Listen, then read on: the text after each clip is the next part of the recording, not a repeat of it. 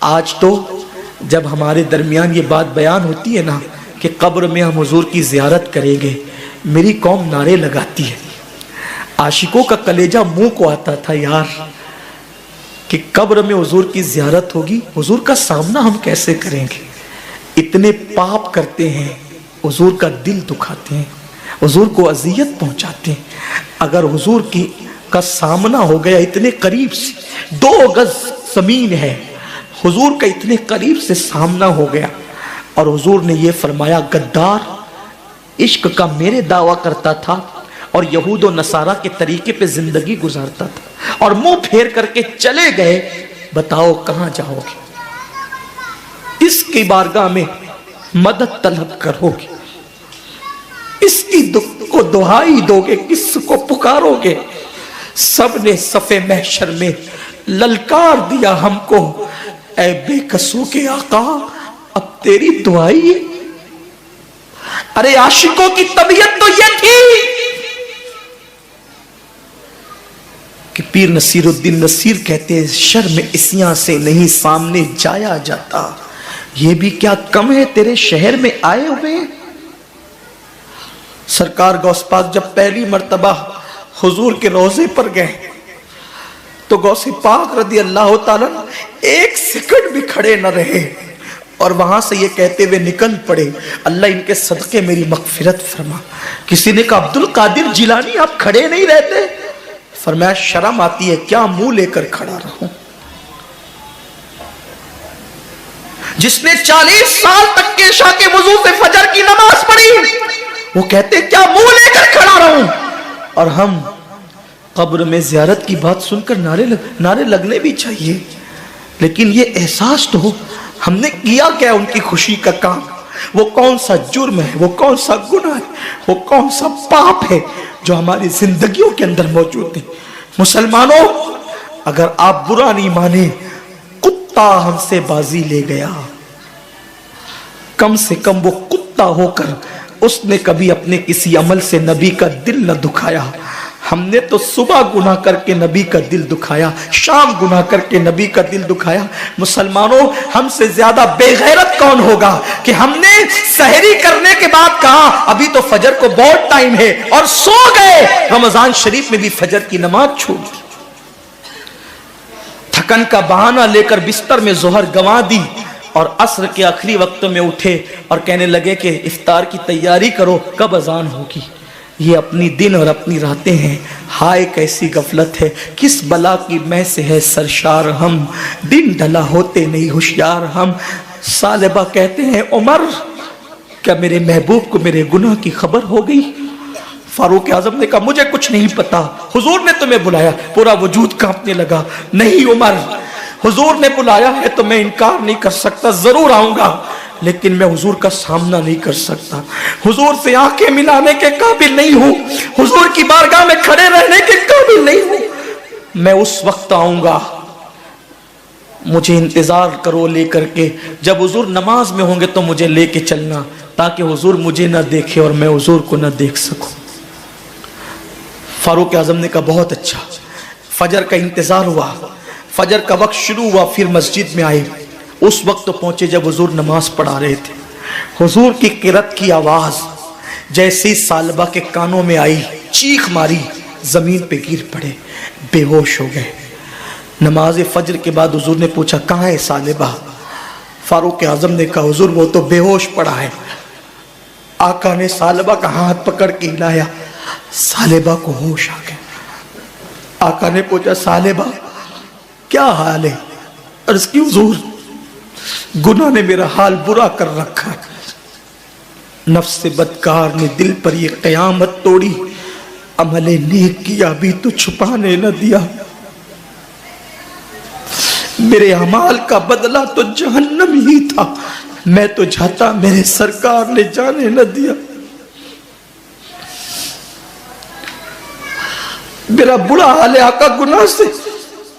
سرکار نے فرمایا اے ثعلبہ میں تجھے ایک ایسی آیت نہ بتاؤں کہ جس کو پڑھنے کے بعد سارے گناہ بخش دیے جاتے ہیں؟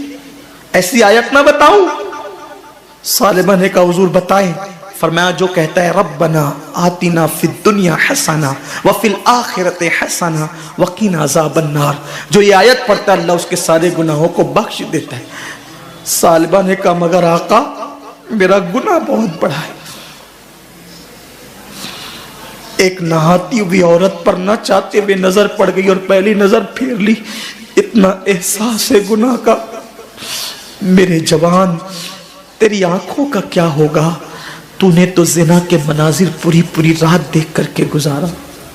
तेरी आंखों का क्या होगा, तूने तो नामहरम औरतों के कंधों पे हाथ रखकर पार्कों की सैर की। तूने तो फोन पर लंबी लंबी गुफ्तगू करके लड़कियों को जिना की दावत दी। इसीलिए पैदा हुआ था इंसान, इसीलिए कुदरत ने हमें पैदा किया था। और कब तक गुनाह करेंगे, जवानी कब तक रहेगी, ताकत कब तक रहेगी। जैसे ही सालिबा ने ये बात कही ना आका मगर मेरा गुनाह बहुत बड़ा है, आका ने कहा सालिबा तेरा गुनाह बड़ा नहीं, अल्लाह का कलाम बड़ा है। रोते हैं सालिबा, हुजूर मेरे गुनाह की आपको खबर हो गई? हुजूर ने कोई जवाब न दिया। क्यों? इसलिए कि आज जो ऐब किसी पर नहीं खुलने देते, कब वो चाहेंगे मेरी हश्र में रुसवाई हो। सालिबा रो रहे हैं। आका ने कहा ले जाओ सलमान इनके घर पहुंचा दो। हज़रत सालिबा इब्न अब्दुल रहमान को उनके घर पहुंचाया गया। 8 दिन रहे, फिर भी मस्जिद नबवी में नहीं आए। रोना रोना रोना, अल्लाह मेरे गुनाह की मेरे महबूब को खबर मत होने देना वरना दिल टूट जाएगा। कुफ्फार के पत्थर महबूब के दिल को उतनी तकलीफ नहीं पहुंचाते, आशिकों के गुनाह जितनी तकलीफ पहुंचाते हैं। सालिबा रो रहे हैं। 8वें दिन हुजूर ने पूछा सलमान मेरे सालिबा का क्या हाल है? तो सलमान ने कहा हुजूर ऐसा लगता है कि वो ज्यादा दिन तक नहीं जी पाएगा, बहुत बुरा हाल है आका उसका, बहुत बुरा हाल है। सरकार ने कहा चलो उसके घर चल के उसकी हौसला अफजाई करते हैं, उसको मगफिरत का परवाना सुनाते हैं। सरकार सालिबा के घर गए। करीम आका ने सरे बाली उन्हें रहमत की अदा लाई है, हाल बिगड़ा है तो बीमार की बन आई है। हुजूर जाकर उनके बिस्तर पे बैठ गए। सालिबा रो रहे थे। हुजूर ने उनका सर उठाया और सर उठा करके अपने जानों पे रखा और उनके सर पे हाथ फेरने लगे। क्या मुकद्दर का सिकंदर था जिसको जानुए रसूल मिला, हुजूर के हाथ। अरे हमें तो हुजूर के नालैन के जर्रे मिल जाए तो अपने मुकद्दर की मेराज हो जाए, बल्कि नालैन सर पे रखने को मिले तो हम फख्र से कहें जो सर पे रखने को मिल जाए। नाले पाके हुजूर तो फिर कहेंगे कि हाँ ताजदार हम भी है। लेकिन इश्क कितना गैरतमंद होता है, आशिक कितना गैरतमंद होता है। जब हुजूर ने सालिबा के सर पे हाथ फेरना शुरू किया, अपने सर अपनी गोद में सर रखकर, तो सालिबा ने गर्दन खींच कर गोदी से अपने सर को जमीन पे गिरा लिया। ये मंजर सहाबा भी देख रहे थे, हुजूर ने भी इस मंजर को मुलाहिजा किया और करीम आका ने करम करते हुए फरमाया सालिबा तूने मेरी गोद से अपना सर क्यों खींच लिया? तो सालिबा कहते हैं आका इस सर की आंखों ने इतने पाप कर लिए हैं कि अब ये गुनाह आलूद सर आपकी गोद में रहने के काबिल नहीं, आपकी गोद में रहने के काबिल ये सर नहीं है आका, इतने पाप इस सर ने किए हैं। हुजूर ने करम फरमाया, फिर सर उठाकर अपनी गोद में रखा, फिर सर गिरा लिया। तीसरी मर्तबा सर हुजूर ने उठाया। जिब्रील आके अल्लाह आपको सलाम कहता है और अल्लाह को सालिबा की ये अदा और इसकी निदामत और नाकर्दा जुर्म का एहसास इतना पसंद आ गया है कि अल्लाह फरमाता है अगर ये सारे इंसानों के बराबर पाप लेकर आए फिर भी इसने इतनी शर्मिंदगी और एहसास और निदामत का इजहार किया है कि अगर सारे इंसानों के जराइम भी ये लेकर आएगा तो भी अल्लाह इसको बख्श देगा। इसके एहसास को देखकर, इसकी निदामत को देखकर, इसकी शर्मिंदगी को देखकर हबीब सालिबा को खुशखबरी दे दीजिए। हुजूर ने सहाबा को बताया, सहाबा मचल गए।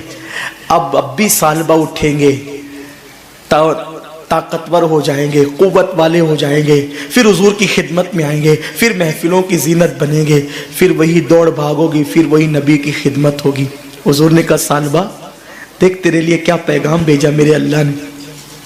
میرے اللہ نے تیرے لیے دیکھ کیا پیغام بھیجا ہے۔ ثعلبہ نے کہا کیا پیغام بھیجا ہے؟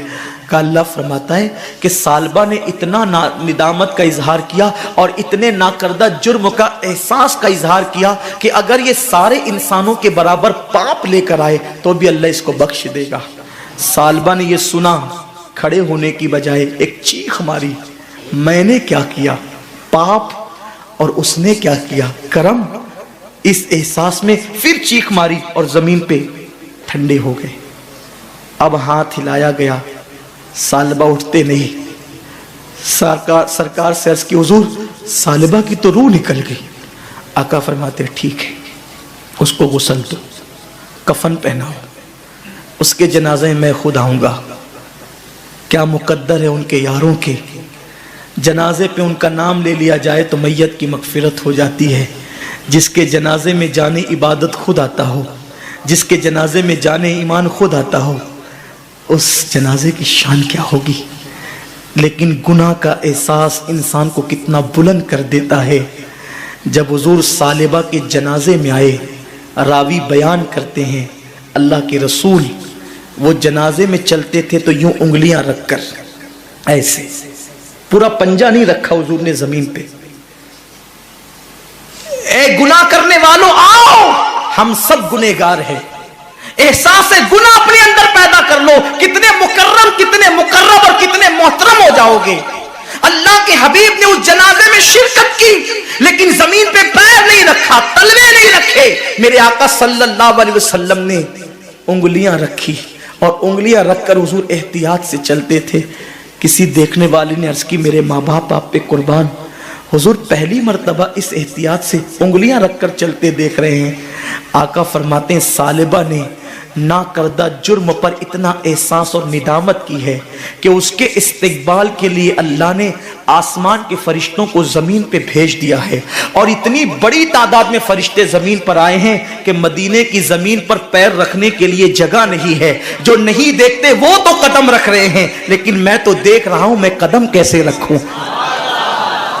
کتنا مکرم ہوتا ہے احساس والا۔ آؤ رمضان شریف کی آمد سے پہلے احساس کر لو، گناہ کی کھیتی، گناہ کے کانٹے جو دل میں اگ آئے ہیں، رو دھو کر اس کو صاف کر لو۔ ام المومنین ماں عائشہ صدیقہ نے فرمایا میں نے نبی پاک سے سنا ان لوگوں کو بے حساب جنت میں داخل کیا جائے گا جو اپنے گناہوں پہ شرمندہ اور نادم ہو کر تنہائیوں میں روتے ہیں۔ اللہ مجھے آپ سب کو توفیق دے، ماہ رمضان شریف کا صحیح معنی میں استقبال کرنے کی توفیق عطا فرمائے۔ گفتگو کے درمیان اگر کوئی غلطی ہو گئی ہو اللہ مجھے معاف فرما دے۔ گزارش ہے اعتکاف کریں، جو اعتکاف کرتا ہے اسے 2 حج اور 2 عمرے کا ثواب ملتا ہے، اور ہو سکے تو سنی دعوت اسلامی کے اجتماعی اعتکاف میں شرکت کریں تاکہ دین بھی سیکھ سکیں، اور رمضان شریف کا ایک ایک سیکنڈ ضائع مت ہونے دینا۔ تلاوت کرنا، زیادہ جگنا، درود پڑھنا، استغفار کرنا، کلمہ طیبہ پڑھنا، جہنم سے پناہ مانگنا، جنت کا سوال کرنا۔ اللہ مجھے آپ سب کو وہ رمضان شریف عطا کرے جس میں عبادت کی قوت اور طاقت بھی ہو، خشوع و خضوع بھی ہو، نماز کی توفیق بھی ہو، واقعی روزہ رکھنے کا شعور بھی ہو۔ ایسا رمضان اللہ عطا کرے کہ